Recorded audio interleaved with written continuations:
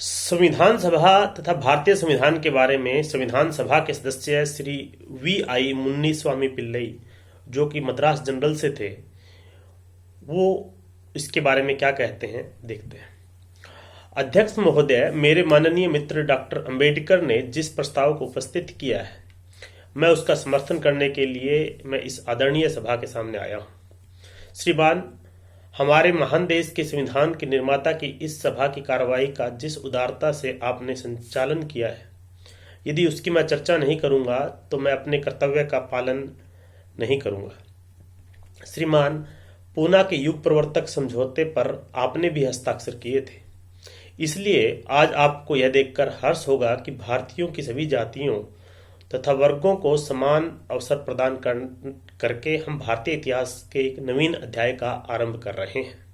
श्रीमान, दलित वर्गों के उत्थान का बीज महात्मा गांधी ने बोया था, जो आगे चलकर इतना वृद्धिकार हो गया कि आज हमें ऐसे लोगों का संग प्राप्त है जिनका यह विचार है कि हमारे महान देश में जनसाधारण को सुविधाएं प्रदान करना बहुत आवश्यक है। श्रीमान, मसौदा समिति ने जो बहुमूल्य तथा महान सेवा की है, उसकी मैं प्रशंसा करता हूँ। उसके सदस्य रात दिन अथक परिश्रम करते रहे हैं, जिसके फलस्वरूप ही महत्वपूर्ण अनुच्छेदों के संबंध में निर्णय हो सका है। मसौदा समिति के सभापति डॉक्टर अंबेडकर ने जिस बुद्धिमत्ता तथा कार्यक्षमता का परिचय दिया है, उसकी भी मैं प्रशंसा करता हूँ।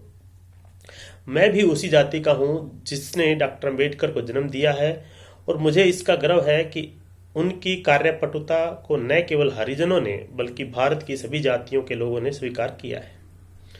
अनुसूचित जातियों ने महान भक्त नंदनार, महान वैष्णव संत नीरू पाजानालवार और महान दार्शनिक नीरू बलुआर को जन्म दिया है, जो इस देश के कोने कोने में ही नहीं बल्कि सारे संसार में विख्यात है। इस महान हरिजनों की नामावली में अब हमें डॉक्टर अंबेडकर का नाम भी जोड़ना है, जिन्होंने संसार को दिखा दिया है कि अनुसूचित जातियों का किसी से कम महत्व नहीं है। वे संसार में किसी भी महान कार्य को तथा महान सेवा को कर सकते हैं। श्रीमान, मैं जानता हूं कि 26 जनवरी 1950 से जो संविधान प्रवर्तन में आएगा, उसका निर्माण करके उन्होंने केवल हरिजन समुदाय का ही नहीं बल्कि सारे भारत की सेवा की है। श्रीमान, साथ ही मेरी यह दावा भी है कि मुख्य मसौदाकार तथा उनके कर्मचारियों ने संविधान निर्माण के संबंध में जो कार्य किया है, उसका महत्व कम नहीं है, वे भी प्रशंसा के पात्र हैं। श्रीमान, जहां तक संविधान का संबंध है, मुझे इसका गर्व है कि हमारे देशवासियों ने इस आवश्यकता का अनुभव किया है कि जो लोग समाज में निम्न स्तर के समझे जाते हैं, उनके प्रति विभेद न बरता जाए, और उसका उल्लेख मूलाधिकारों में किया गया है।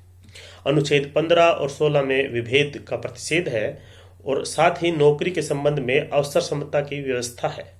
मैं इन उपबंधों का विशेष रूप से स्वागत करता हूँ। इस संविधान द्वारा इस देश का ही नहीं बल्कि सारे संसार का ध्यान एक बड़ी बात की ओर आकर्षित किया गया है, और वह यह है कि अस्पृश्यता को समाप्त कर दिया गया है। अस्पृश्यता भारत के समाज पर एक कलंक थी। बड़े बड़े अवतारों तथा संतों ने अस्पृश्यता का अंत करने के लिए अपनी पूरी ताकत लगाई, किंतु नवीन संविधान द्वारा इस आदरणीय सभा को ही यह घोषित करना था कि हमारे देश में अब अस्पृश्यता का लेश मात्र भी नहीं रहेगा। इसके अतिरिक्त अनुच्छेद 29 द्वारा भावी सरकारों को हिंदुओं की सभी धार्मिक संस्थाओं को हिंदुओं के सभी वर्गों के लिए खोल देने की शक्ति प्रदान की गई है।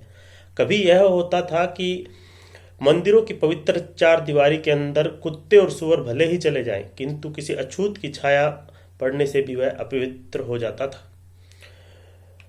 श्रीमान, मुझे इसका गर्व है कि इस अनुच्छेद द्वारा यह कलंक मिटा दिया गया है। हिंदुओं के एक वर्ग के प्रति विभेद बरते जाने के कारण और उसे प्रवेश न मिलने के कारण उसके लोगों ने विभिन्न धर्मों को अंगीकार कर लिया। इससे हमारी जनसंख्या भी कम हो गई और हमारे समाज में सुयोग्य व्यक्ति भी कम हो गए। आज मुझे इसका गर्व है कि अनुच्छेद 29 के अधीन केवल यह नहीं होगा कि हिंदुओं की धार्मिक संस्थाएं हिंदुओं के सभी वर्गों के लोगों के लिए खोल दी जाएंगी, किंतु वे शिक्षा संस्थाएं भी, जिनका पोषण राज्य करता है अथवा जो सरकार से सहायता पाती हैं, लोगों के सभी वर्गों के लिए खोल दी जाएंगी। इसके अतिरिक्त श्रीमान महात्मा गांधी ने स्पष्ट शब्दों में कहा था कि सर्वत्र नशाबंदी होनी चाहिए। मैं यह घोषित करता हूं कि यदि एक दिन के लिए भी उन्हें पूर्ण शासनाधिकार मिलता तो वे सारे भारत में नशाबंदी कर देते।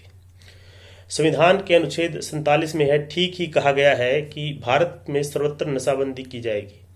अनुच्छेद 46 द्वारा अनुसूचित जातियों तथा अनुसूचित आदिम जातियों को एक बहुत महत्वपूर्ण स्थान प्रदान किया गया है और मैं उसका स्वागत करता हूँ। अनुच्छेद 48 दुधारू गायों के परिरक्षण तथा गोवध के प्रतिषेध के संबंध में है।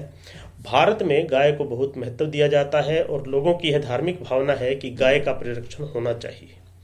एक हिंदू होने के नाते मुझे इसका हर्ष है कि संविधान में इस संबंध में एक अनुच्छेद रखा गया है।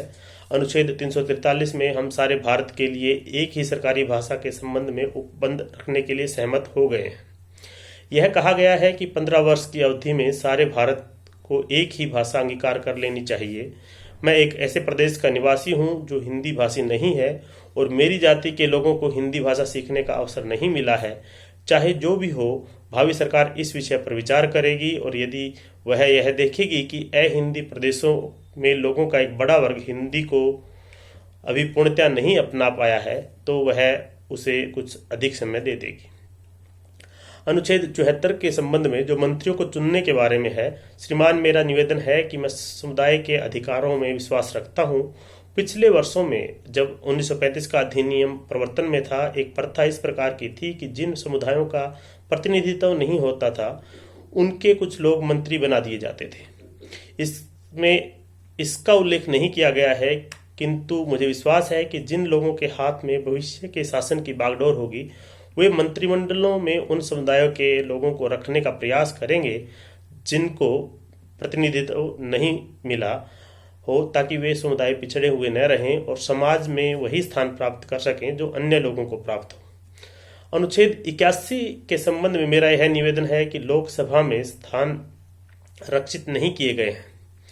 जब इस आदरणीय सभा में मैंने इस पर आपत्ति की थी तो उस समय मसौदा समिति के सभापति ने कहा था कि अल्पसंख्यक मंत्रणा समिति ने इस संबंध में कोई विशेष सिफारिश नहीं की है, किंतु मुझे विश्वास है कि राष्ट्रपति जो अंतरकालीन संसद की रचना के लिए उत्तरदायी होंगे उन लोगों के लिए किसी न किसी प्रकार कुछ स्थान रक्षित कर देंगे।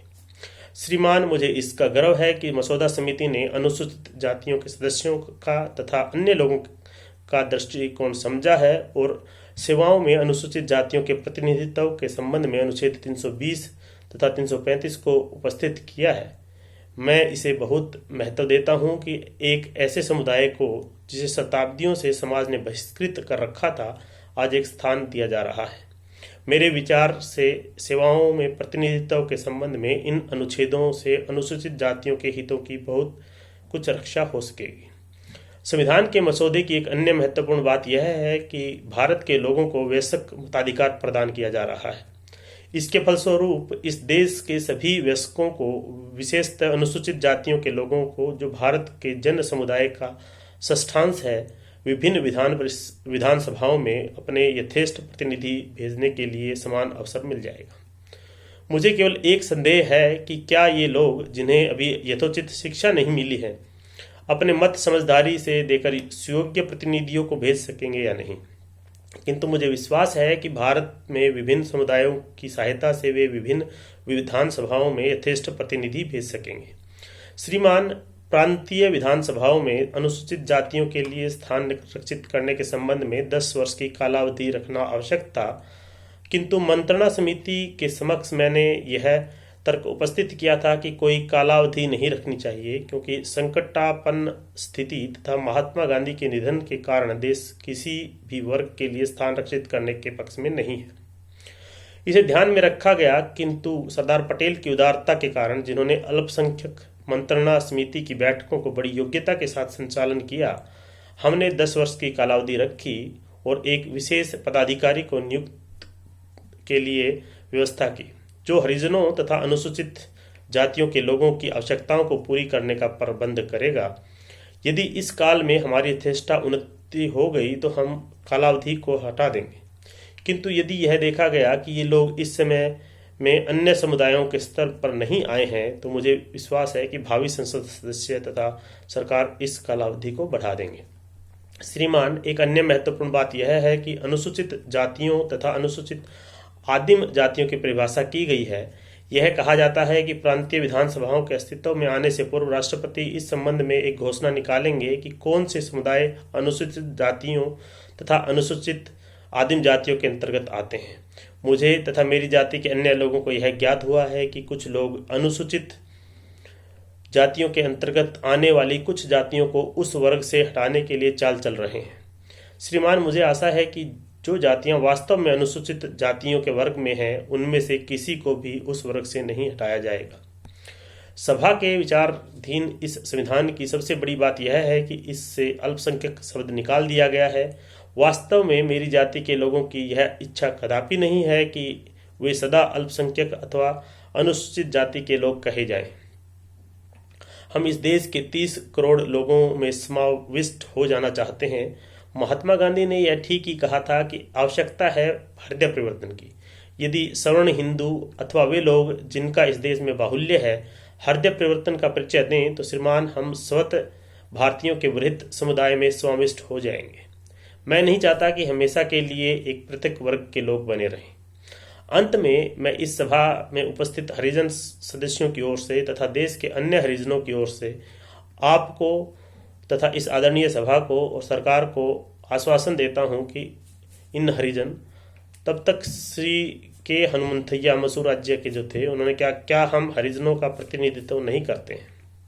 इस पर श्री वी.आई. मुनिस्वामी पिल्लई ने कहा, हम विशेष रूप से हरिजन समुदाय के लोग कहे जाते हैं। हरिजनों की ओर से मैं आपको तथा भावी सरकार को आश्वासन देता हूं कि हरिजनों का एक आदमी संविधान सभा द्वारा पारित संविधान का समर्थन करेगा और उसकी भावना को तथा उसके प्रत्येक अक्षर को प्रवर्तन में लाने के लिए प्रयत्न करेगा। श्रीमान, मैं आपको धन्यवाद देता हूं।